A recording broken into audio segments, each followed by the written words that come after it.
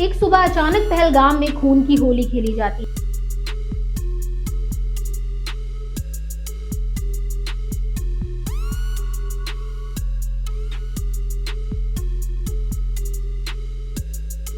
बस मासूम नागरिकों की जान ले ली जाती है। पूरा देश गुस्से में उबल रहा है।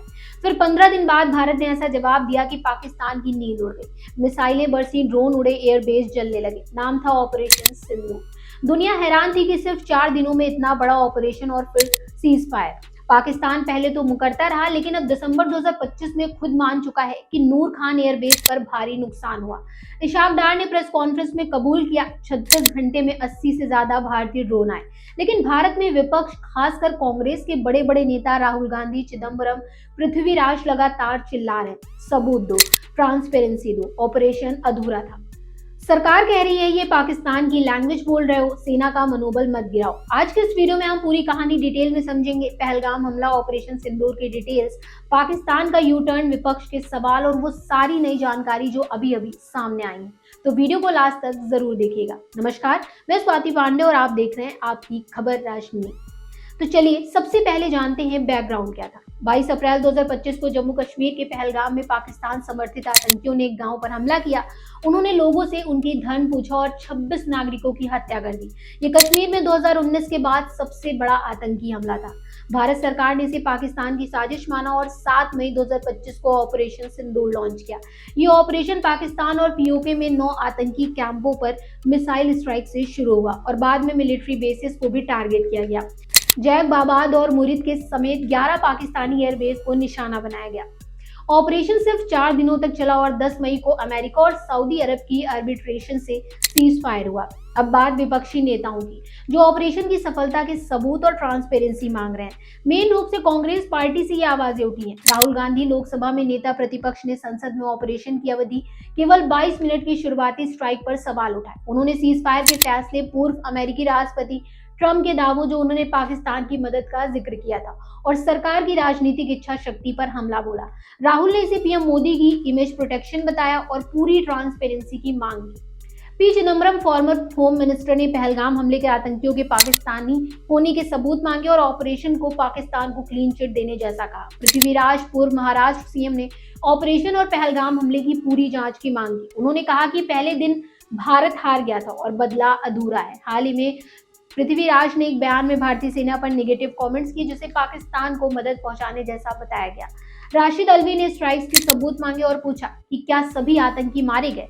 इसे बेयर मिनिमम रिस्पॉन्स कहा। गौरव गोगोई ने संसद में पूरी सच्चाई बताने की मांग की। सरकार की तरफ से पीएम मोदी, अमित शाह और राजनाथ सिंह ने इन मांगों को पाकिस्तान की लैंग्वेज बोलना और सेना का मनोबल गिराना बताया। पीएम ने लोकसभा में स्पेशल डिस्कशन में कहा कि 10 मई को ऑपरेशन बंद किया गया, लेकिन भारत ने अपनी ताकत दिखाई। एमईए की स्पेशल ब्रीफिंग में पाकिस्तान के इनकार को चुनौती दी गई। अब बड़ी खबर, पाकिस्तान ने दिसंबर 2025 में नुकसान एक्सेप्ट किया। 27 दिसंबर को प्रेस ब्रीफिंग में डिप्टी प्राइम मिनिस्टर और फॉरेन मिनिस्टर इशाक डार ने कहा कि 36 घंटों में भारत ने 80 से ज्यादा ड्रोन भेजे। उन्होंने दावा किया कि 79 ड्रोन रोके गए, लेकिन एक से नूर खान एयरबेस को नुकसान पहुंचा और कर्मी घायल हुए। नूर खान रावलपिंडी में पाकिस्तान एयरफोर्स का सेंसिटिव बेस है।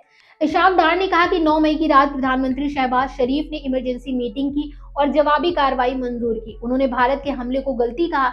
जुलाई में शरीफ के सलाहकार राना सनाउल्लाह ने खुलासा किया कि नूर खान पर आ रही मिसाइल को न्यूक्लियर मानकर सिर्फ 30 से 45 सेकंड में फैसला लिया गया। डार ने अमेरिकी विदेश मंत्री मार्को रूबियो और सऊदी प्रिंस फैसल बिन फरहान की आर्बिट्रेशन का जिक्र किया।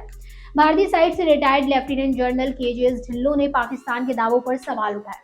उन्होंने पाकिस्तानी मीडिया रिपोर्ट्स का हवाला देकर कहा कि अगर 138 वीरता पुरस्कार मरणोपरांत दिए गए तो कम से कम 400-500 मौतें हुई होंगी।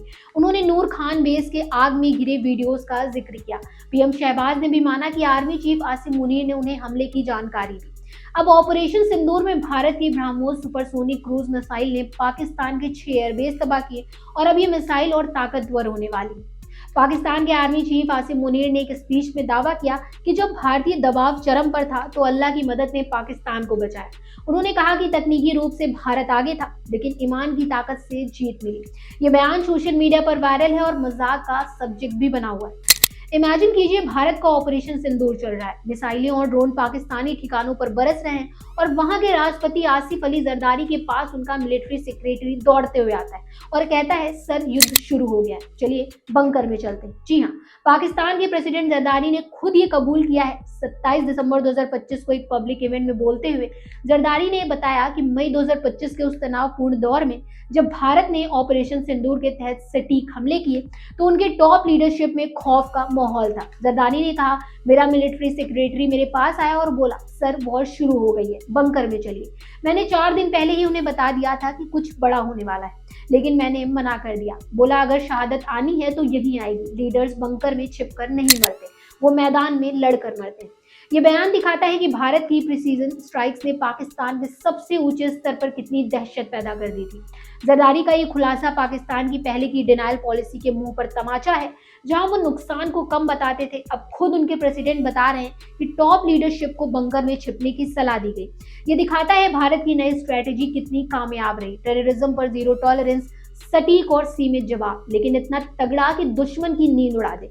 जरदारी ने आर्मी चीफ आसिम मुनीर की तारीफ भी की, लेकिन उनका ये बंकर वाला कबूलनामा साफ बता रहा है कि ऑपरेशन सिंदूर ने पाकिस्तान को अंदर तक हिला दिया। पीएम मोदी ने मन की बात के 129वें एपिसोड में ऑपरेशन सिंदूर को हर भारतीय के गर्व का प्रतीक बताया। दोस्तों, ये ऑपरेशन भारत की स्ट्रेटेजिक क्लैरिटी दिखाता है, लेकिन विपक्ष की मांगे और पाकिस्तान के एडमिशन से बहस अभी भी जारी है। आपको क्या लगता है, क्या सबूत मांगना गलत है या जरूरी है? कमेंट में बताएं। अगर वीडियो पसंद आया हो और इन्फॉर्मेटिव लगा हो तो वीडियो को शेयर करें और चैनल को सब्सक्राइब करना ना भूलें। मिलते हैं फिर एक ऐसे ही इन्फॉर्मेटिव वीडियो के साथ, तब तक के लिए गुड बाय।